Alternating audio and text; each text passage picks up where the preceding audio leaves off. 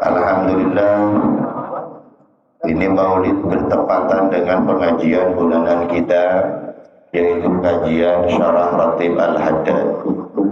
Tapi saya dipesan oleh Abah disuruh menyampaikan hal-hal yang berkaitan dengan maulid. Siap. Tes. Kedengaran ini? Mana?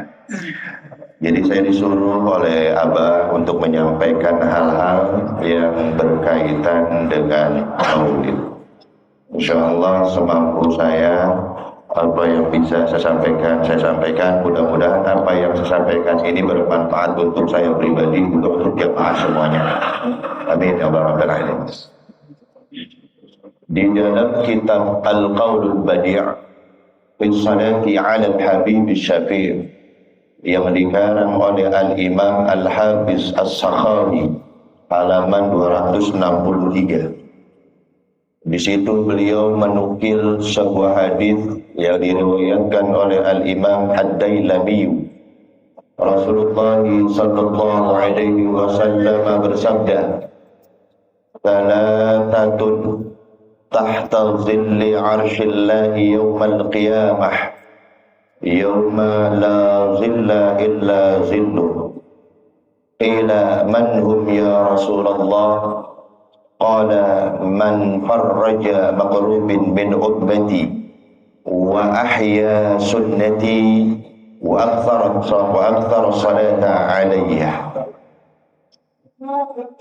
Kalau kita sering mendengar ada 7 orang yang di hari kiamat nanti itu mendapatkan naungan atau perlindungan dari Allah, itu biasa.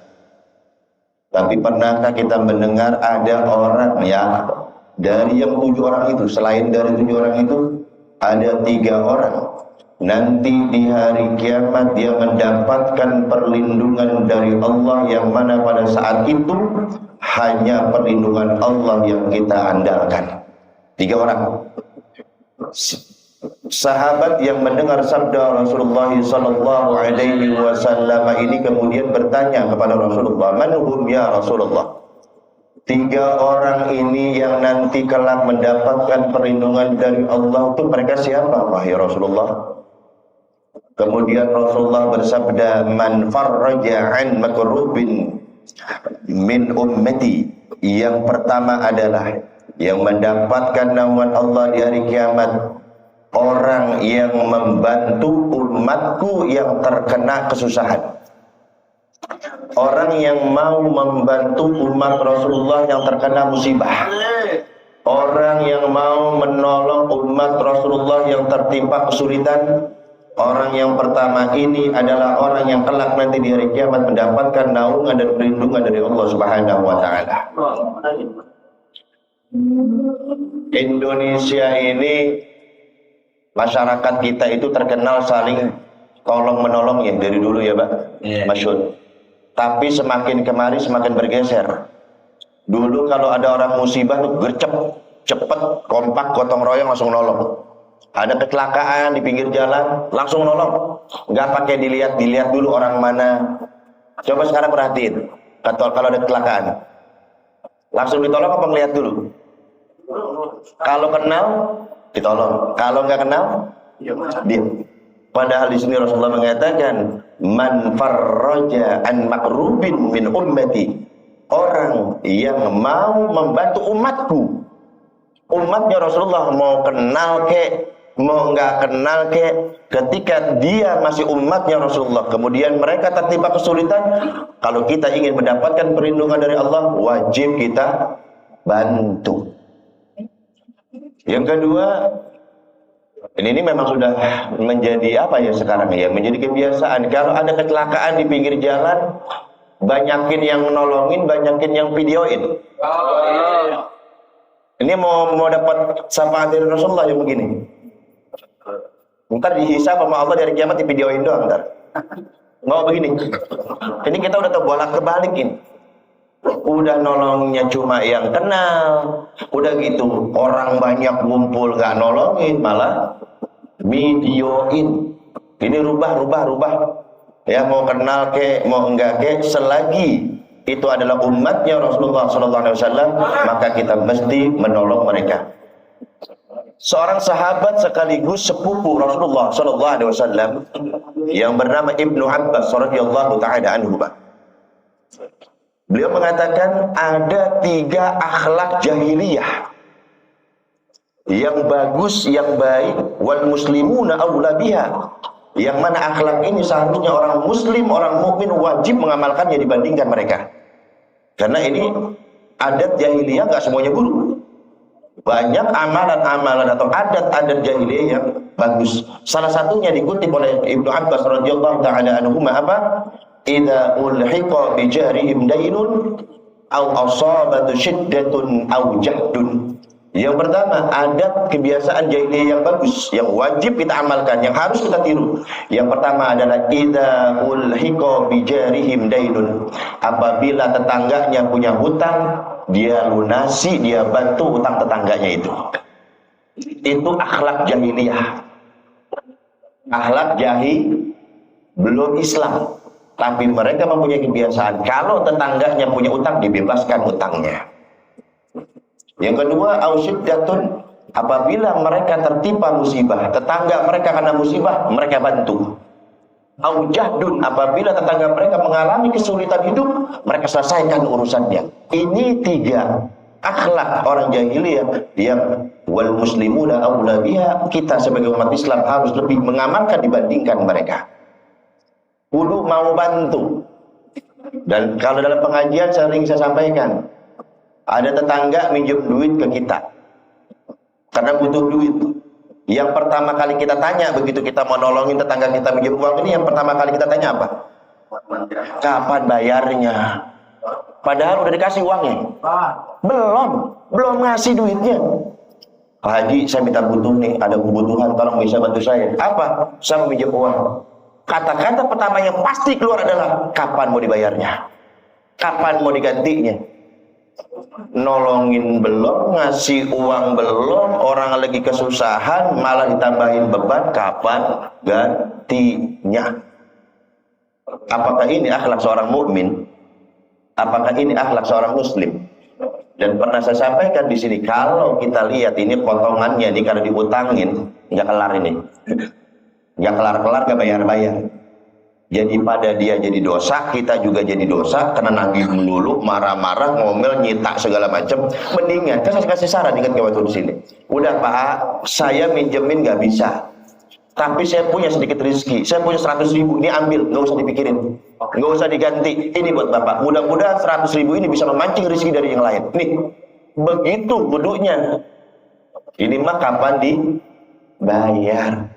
Jangan tuh, apalagi anak muridnya Abah, wah pantrang wah, mun orang di mesin truk kowe sentil aja, kebangetan, nggak pantas jadi murid Abah, nggak pantas jadi bermajlis di Abah, tapi masih perhitungan dengan tetangganya atau dengan orang lain. Dalam kitab Dalilus Sa'ilin yang dikarang oleh Syekh Anas Ismail Abu Dawud, ada kisah menarik.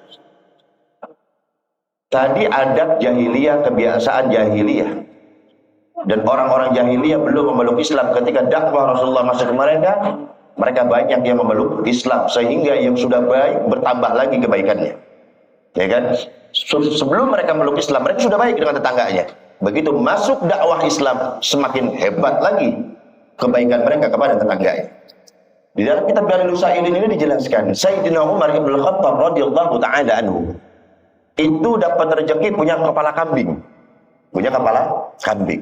Begitu mau dibikin sop sama Sayyidina Umar mikir, jangan-jangan tetangga saya udah lama nih nggak ngerasain daging kambing nih. Saya sedekahin aja ke tetangga saya.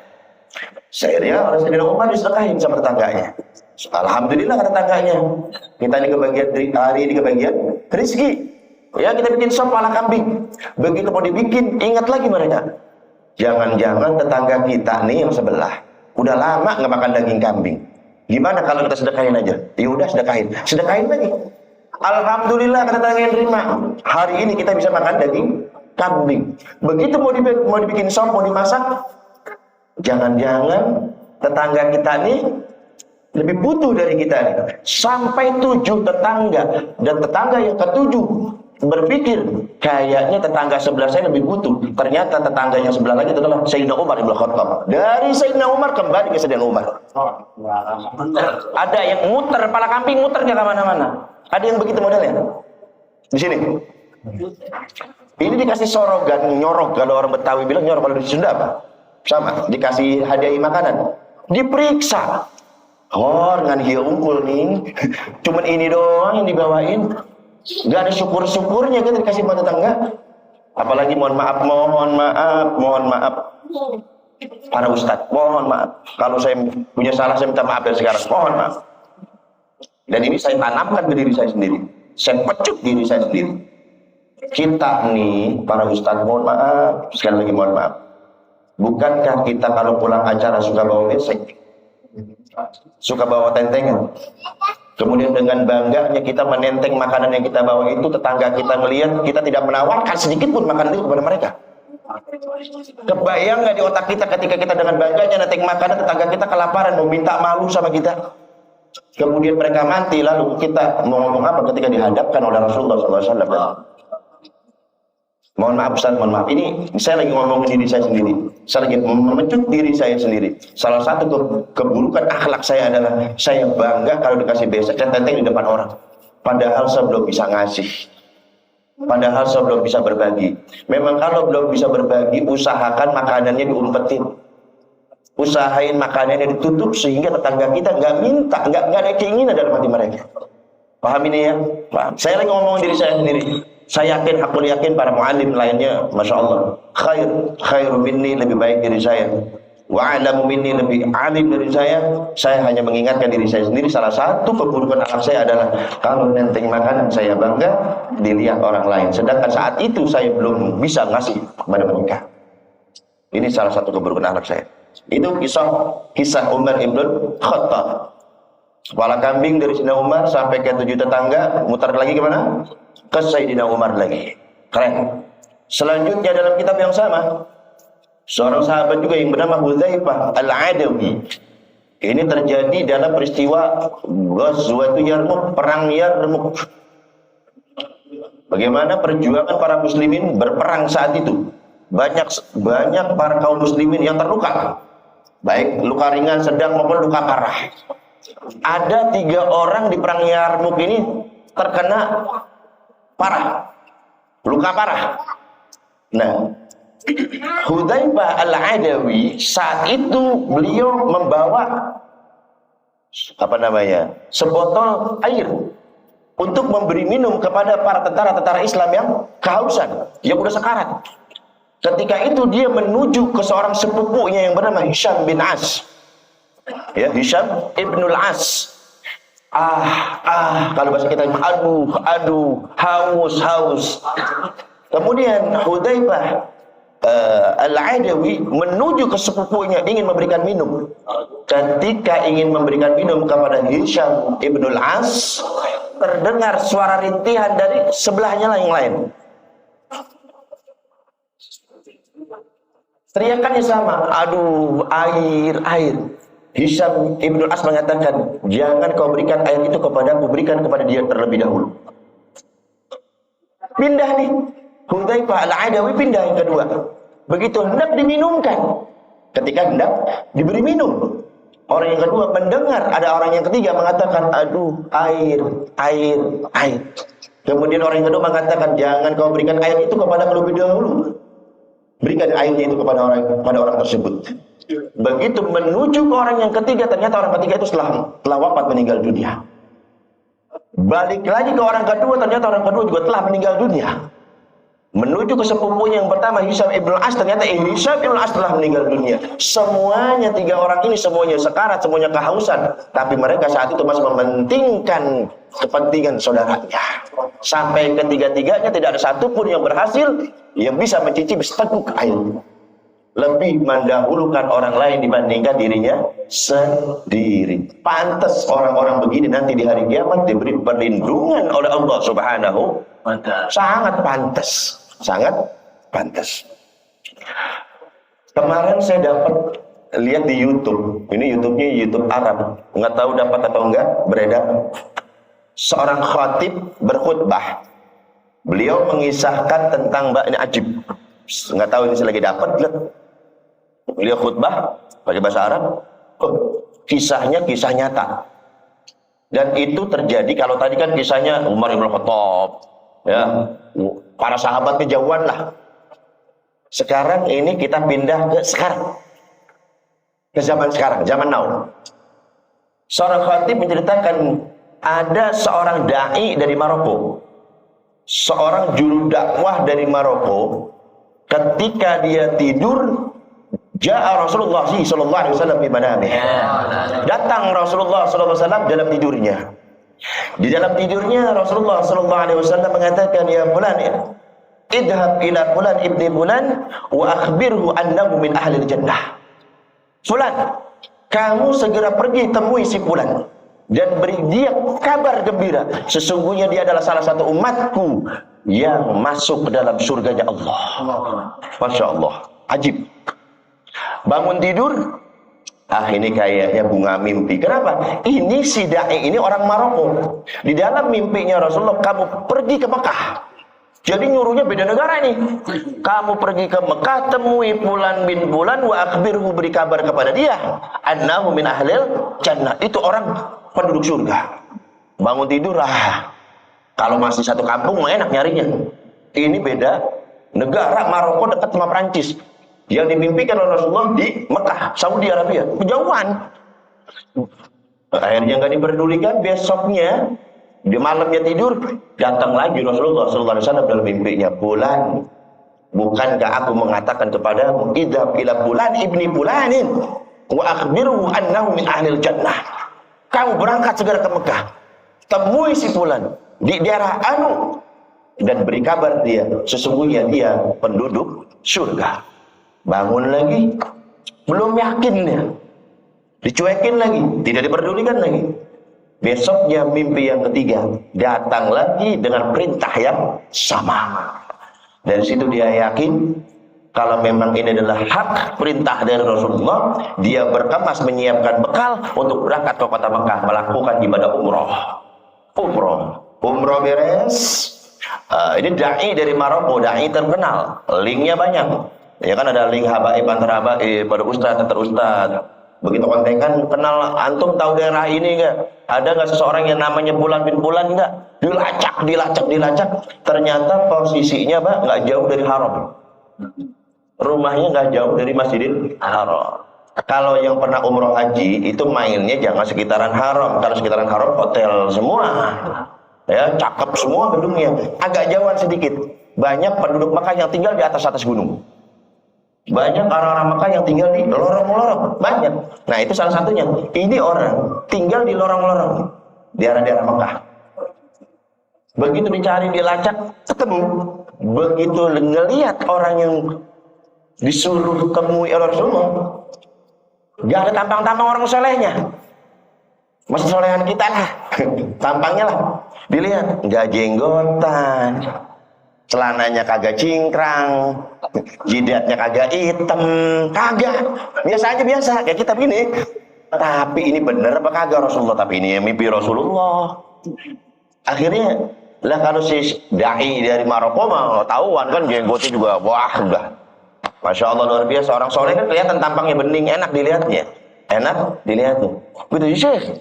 Ini ngapain asrak usruk ke kampung saya? Ngapain? Gini Fulan, sebetulnya ya gimana lagi harus saya sampaikan. Aku mendapatkan perintah dari Rasulullah SAW. Oh, perintah apa? Aku disuruh beri kabar kepada kamu. Kamu Fulan bin Fulan kan namanya? Betul saya. Aku diperintahkan oleh Rasulullah untuk mengabarkan kepada kamu, innaka min ahlil jannah. Kamu itu salah satu penduduk surga. Orang Arab kalau dengar sesuatu yang kaget pegang kepala. Allah, beneran? Salah kali. Syekh, asal antum tahu, di sini di kampung ini yang paling brengsek saya. Syekh, asal antum tahu, itu haram kan? Itu Masjidil Haram kan? Jutaan orang ingin ke sana. Saya udah bertahun-tahun nggak menginjak kaki saya ke Masjidil Haram. Nggak pernah saya ke sana, Syekh. Salah kali. Wallahi saya bersumpah demi Allah di tanah haram ini, kalau saya disuruh oleh Rasulullah mencari bulan bin bulan ternyata orangnya Anda, dan saya diberitahu oleh Rasulullah, kabarkan kepada bulan bin bulan annahu min ahlil jannah.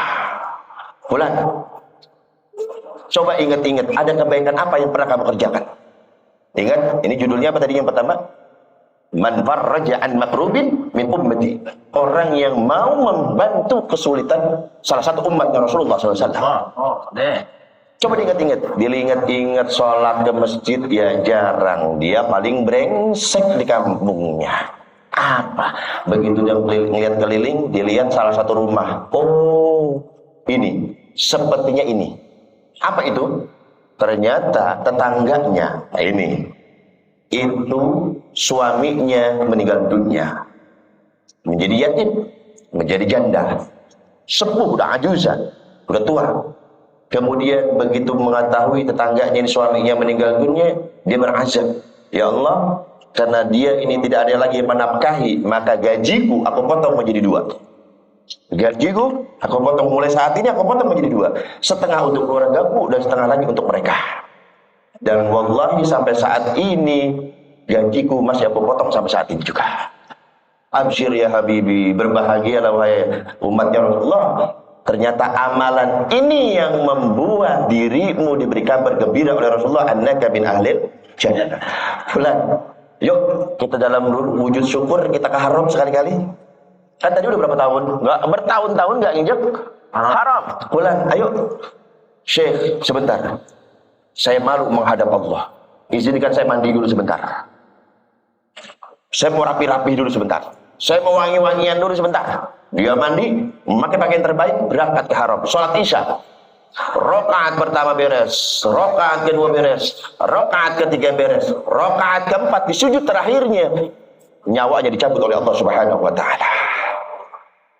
Shadaqa Rasulullah sallallahu alaihi, betul Rasulullah sallallahu alaihi wasallam sabda beliau, annahu min ahlil jannah.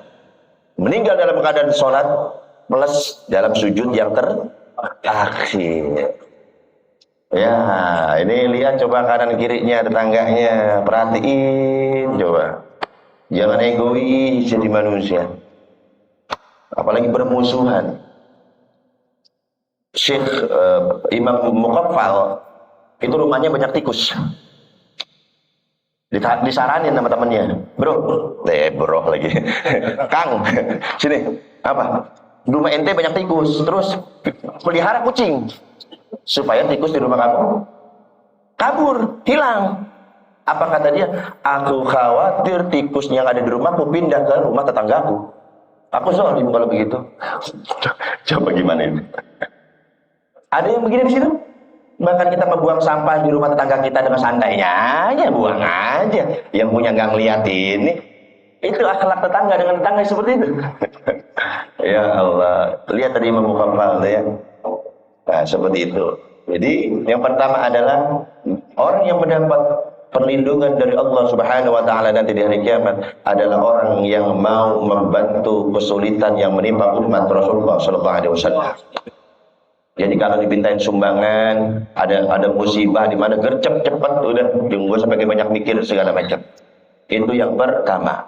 Yang kedua, lalu siapa orang yang mendapatkan perlindungan dari Allah Subhanahu wa taala nanti dari kiamat, yaitu wa man ahya sunnati, orang-orang yang mau menghidupkan sunnahku, ai sunnah Rasulullah sallallahu alaihi wasallam.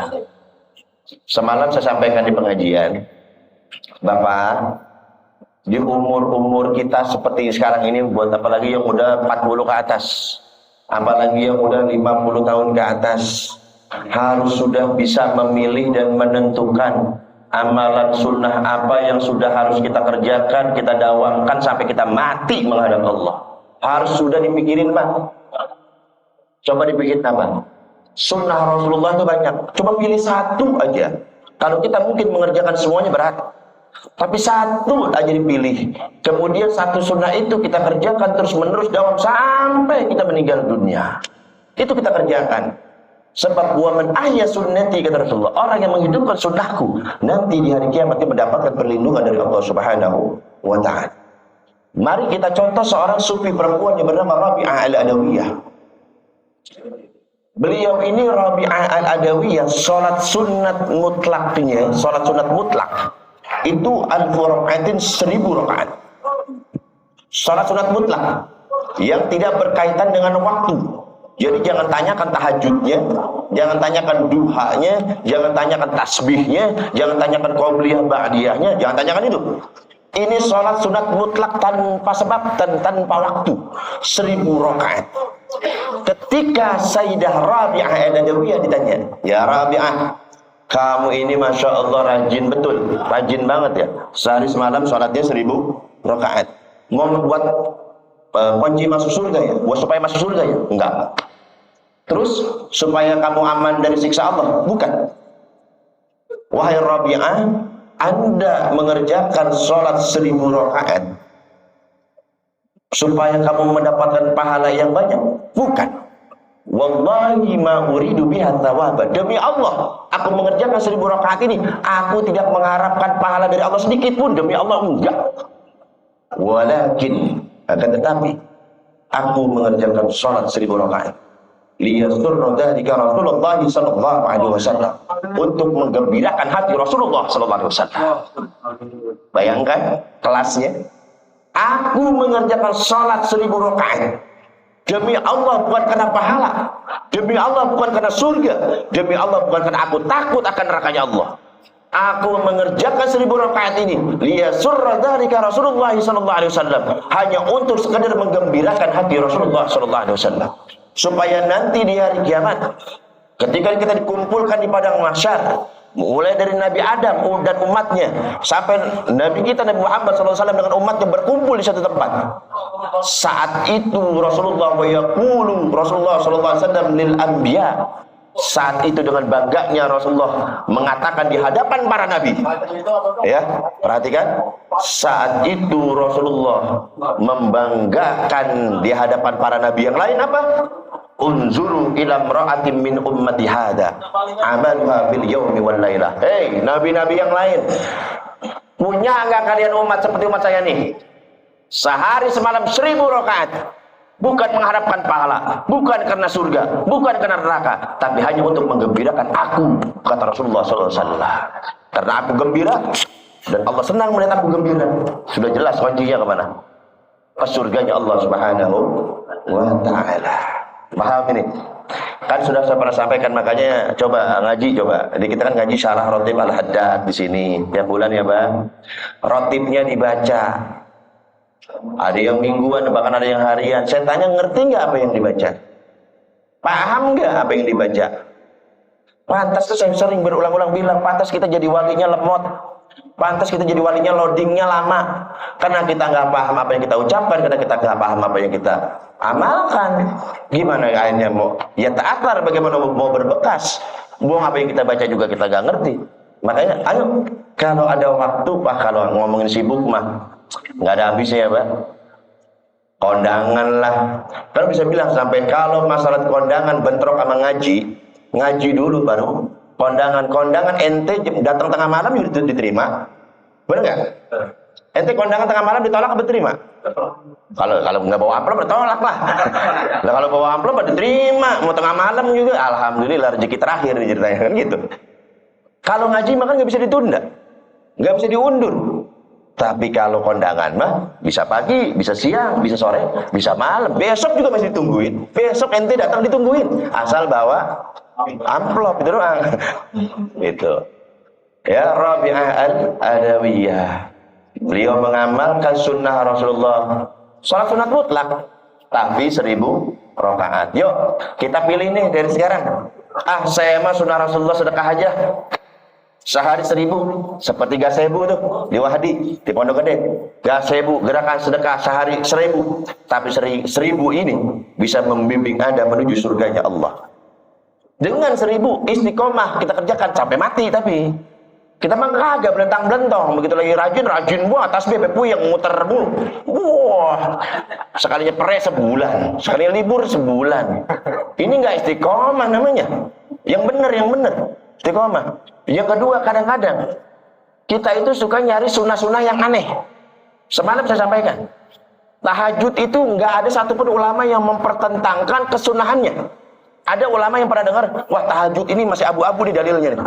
Belum jelas nih dalilnya. Sunnahnya belum pasti nih. Ada yang mempermasalahkan tahajud itu hukumnya sunnah atau makruh?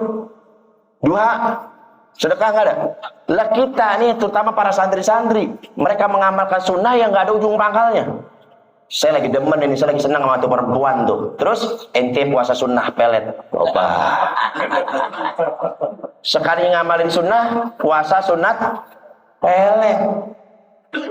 Sunat itu nisbatnya kemana? Nyandarnya kemana? Ke Rasulullah. Di hadis mana? Kasih tahu saya.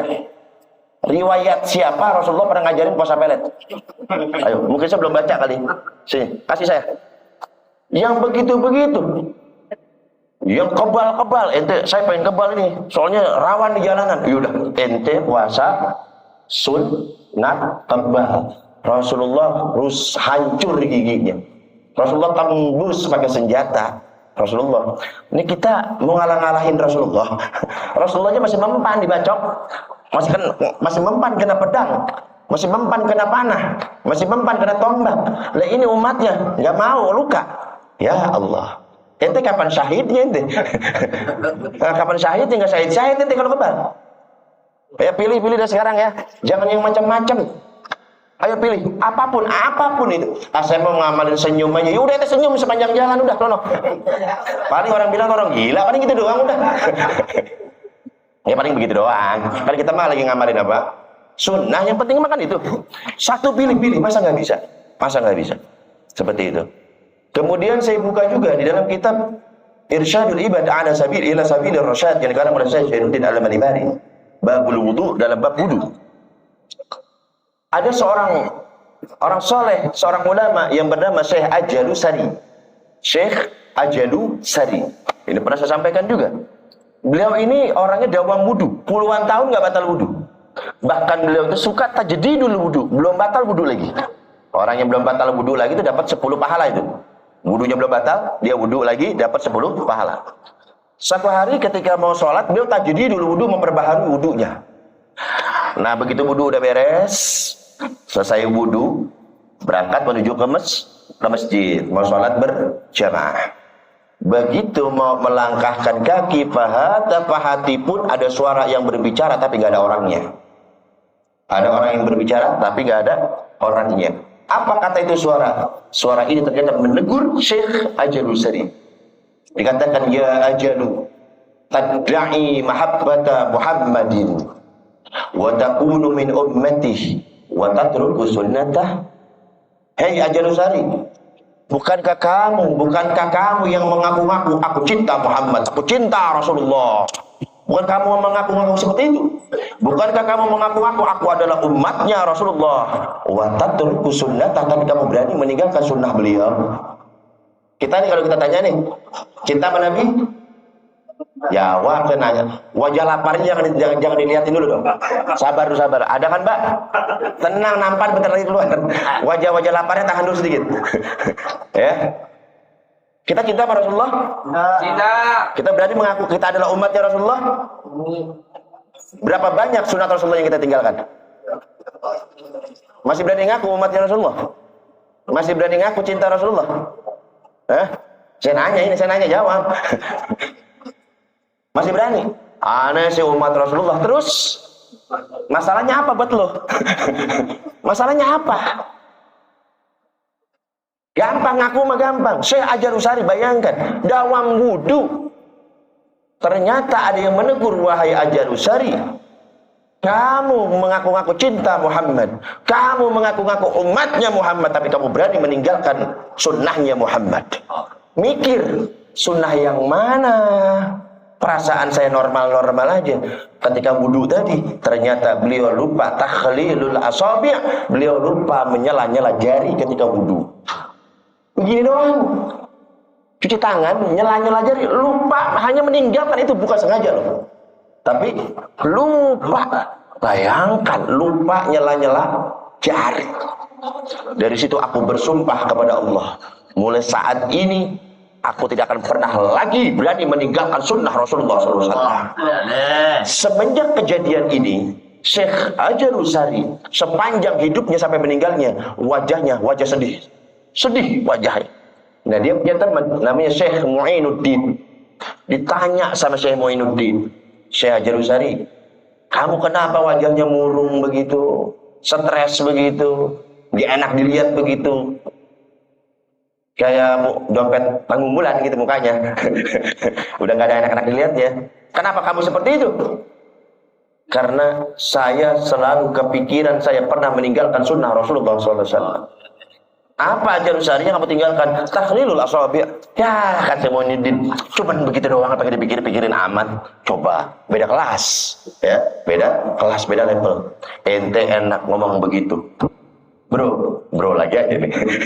Kalau nanti kita berjumpa Rasulullah SAW, kita hendak meminta syafaatnya Rasulullah SAW. Kaifa mulaki bihajal wajhi Muhammadan sallallahu alaihi wasallam. Bagaimana aku bisa berani berbicara kepada Rasulullah SAW? Sebab aku dulu pernah berani meninggalkan sunnahnya. Saya nggak berani berjumpa dengan Rasulullah. Ini yang membuat saya sedih. Lah kita syafaati kami ya Rasulullah, sembahyang fardu ditinggalin. Syafaati kami ya Rasulullah, pelitnya 17 setan. Syafaati kami ya Rasulullah, akhlaknya Masya Allah. Syekh Hajar Usari tidak sengaja meninggalkan sunnah. Bingung kalau saya nanti mau minta syafaat ya Rasulullah, saya mau ngomong apa? Saya mau ngomong apa? Gak berani. Kita doang udah yang selon udah. Yang rada-rada selon, tahu selon ya? Yang selebor, yang berani banget, maksiat rajin, ibadah jarang, berani banget minta syafaat, udah kita doang udah. Gak ada lagi yang lain, kita doang, pede banget. Pede banget. Maka saya ingatkan, seberapa seringnya di antara kita ketika diajak untuk mengerjakan amalan sunnah, dengan santai dia mengatakan, udah cuman sunnah ini. Benar? Saya nanya, benar? Ente kenapa nggak sholat taraweh? Cuman sunnah. Ente kenapa nggak qabliyah? Sunnah ini. Yang penting fardunya. Bener gini? Banyak yang begini? Barang siapa yang dengan santainya mengatakan cuma sunnah, maka dia saat itu telah meremehkan Rasulullah SAW. Dan barang siapa yang berani meremehkan Rasulullah SAW, jangan harap, jangan kaget kalau nanti kita di hari kiamat diremehkan balik oleh Rasulullah SAW. Jangan komentar, udah maksudnya jangan komentar. Tibang sunnah. Itu sunnah Nabi kita yang kita harapkan pertolongannya. Ya, paham? Jadi kalau kenapa ente nggak qabliyah? Saya masih malas, doain saya ya. Lebih enak yang mana? Dibandingin yang tadi berdalil. Ente nggak ngaji sih. Bukan dong kita pikir hukumnya sunnatullah, hukumnya sunnah. Ente malas sudah. Sebenarnya itu doang kuncinya. Ente malas nyari dalil. Akhirnya disekak sama Rasulullah nanti dari kiamat. Lah ini yang remehin aneh ya. Ini. Kemarin Mbak, waktu umroh, seminggu lalu saya baru pulang umroh. Itu masuk ke masjid sekarang, masuk ke Raudhah, mau ziarah Rasulullah, pakai tasyareh, pakai surat jalan. Saya bilang, repot juga ya. Ngantri panjang panasnya 48 derajat di Madinah. Ngantri, megang-megang surat gitu. Nanti di barcode sama petugas, kalau bener masuk, Saya kebayang Mbak. Di padang mahsyar begini kali ya kita ngantri syafaat ya Rasulullah. Udah nunggu nih, kita datang duluan. Orang datang belakangan, yang belakangan suruh masuk. Yang duluan dibelakangin. Aduh, ini kacau, yang ngantri duluan kita, orang yang belakangan disuruh duluan. Wah, ini punya surat jalan khusus nih orang. Beda nih, kita mah umum nih, ya kan? Kan seluruh umat Rasulullah kan berhak mendapatkan syafaat Rasulullah kan? Berhak. Cuman kan masalahnya yang minta syafaat Rasulullah 1, 2, 3 apa berapa banyak? Berapa miliar kira-kira? Yang kudu kita pikirin yang duluan dapat siapa gitu kudunya. Kan kita ngantri nih. Panas. Serem. Itu askar, kalau kita nyeleweng dikit polisi gebuk. Woi, rapihin barisan. Satu sok. Dikebuk, ini malaikat bagaimana nanti ya di sono gitu, satu barisan kepret nih. Waduh, serem juga saya bilang. Ini begitu saya lihat kok masuknya duluan, enak nih kalau begini nih. Apa ya? Apa kuncinya ya bisa diduluin gini padahal datangnya belakangan? Saya teringat sebuah hadis Rasulullah sallallahu alaihi wasallam, "Awlan nasi bi yaumal qiyamati aktsaruhum alayya salatan." Orang yang nanti kedudukannya sangat dekat denganku, orang yang nanti sangat mudah berjumpa dengan aku adalah orang yang paling banyak di antara kalian berselawatnya kepadaku, kata Rasulullah sallallahu alaihi wasallam. Pakai. Itu jimat kita itu. Yang ada di ibadah, ada potongan model kita. Ya, ada. Subuh jam berapa tadi subuh? Bayang. Anak muda, saya nanya serius. Subuh jam berapa tadi? Ada 6:30. Mau minta syafaat, mau masuk surga lewat mana? Ditutup pintunya. Capek kalau enggak kita ngadalin itu. Makanya yang ketiga orang yang mendapatkan syafaat Rasulullah SAW, mendapatkan perlindungan dari Allah adalah orang yang aktar salata alayya, orang yang banyak salawatnya kepadaku, kata Rasulullah SAW. Itu yang dapat perlindungan Allah Subhanahu Wa Taala. Salawatnya banyakin ya. Salawatnya banyakin.